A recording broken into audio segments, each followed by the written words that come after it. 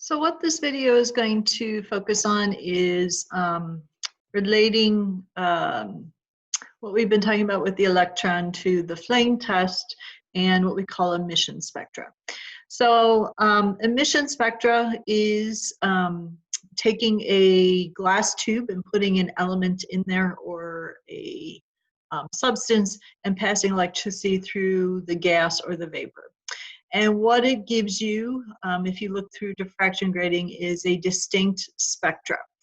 So what you're going to see is a band of colors, okay, as you see down here. You'll see a black background and then colors of different, in different places on the spectra.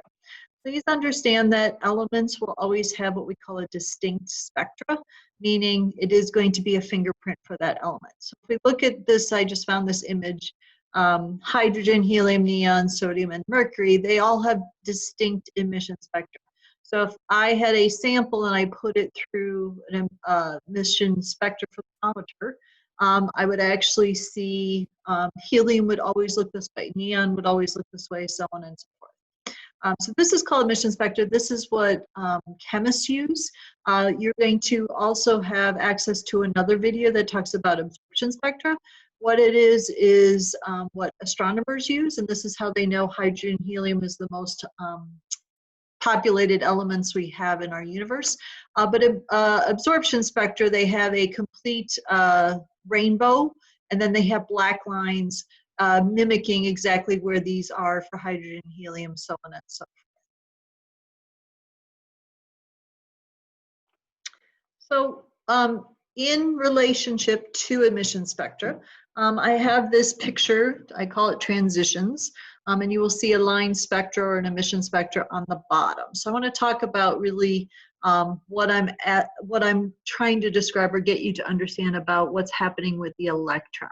So this is our traditional Bohr model, okay? So put a little dot in the middle and call that the nucleus. And so what we have are these energy levels outside that nucleus. This is where the Bohr model actually worked pretty well in terms of understanding. So we have these energy levels. So we now know energy level 1 contains an s orbital, the second energy level is 2s to 2p, 3 is a 3s, 3p, 3d, 4s, so on, 4p, 4d, 4f, so on and so forth. So these are energy levels outside the nucleus. And what scientists started to figure out about Bohr's model and why it wasn't correct was that they started to do some experiments. So over here on the left, and I'll explain what these squigglies are in a minute, we're going to draw our own little individual diagram. And if you do watch that video, I think it's like a 5-minute video, it does give you a good picture of this as well. So write down transitions and just put hydrogen. We're just going to focus on hydrogen because it's the easiest one to look at. And that is because it only has one electron. So we're going to draw an electron as an up arrow, okay? So this is what we call the ground state.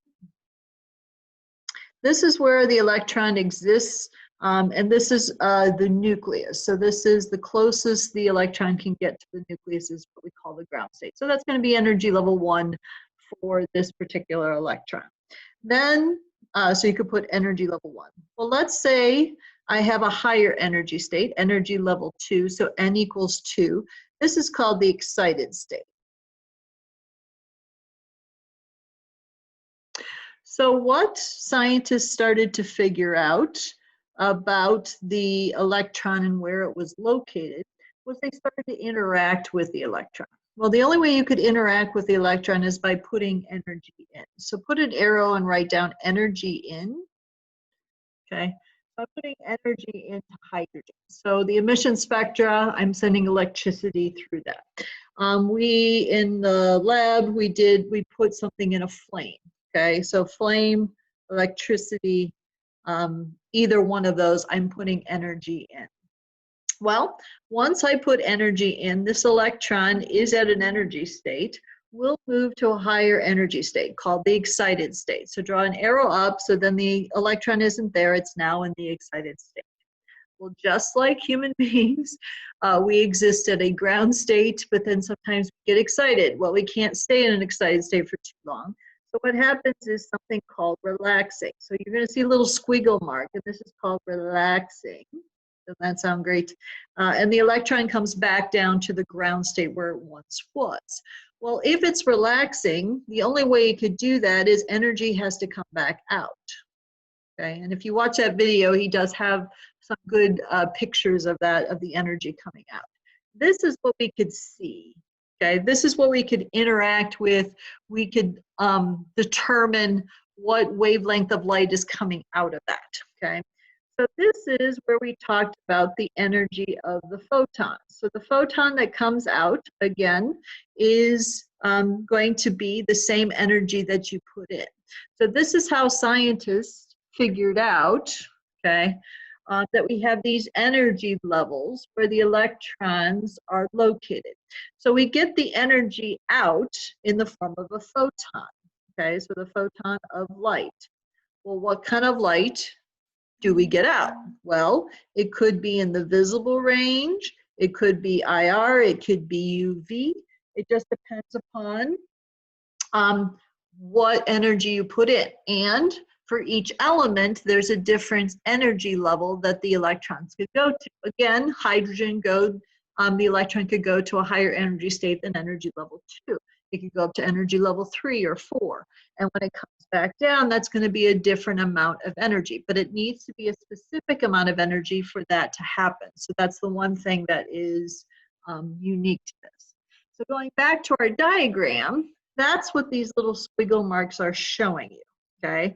So if I'm going from energy level 4 down to energy level 1, or energy level 3 going down to energy level 1, or 2 going down to 1, okay, so this is energy level 3, this is energy level 4, this is energy level 2, I'm getting energy out, okay, in the form of a photon.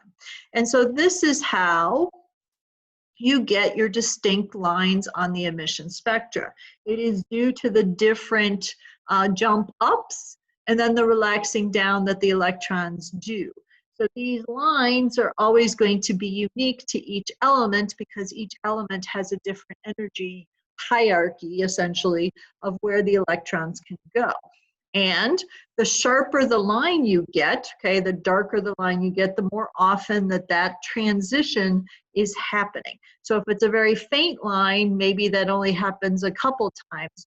But if it's a really dark line or very thick line, you know that happens more often.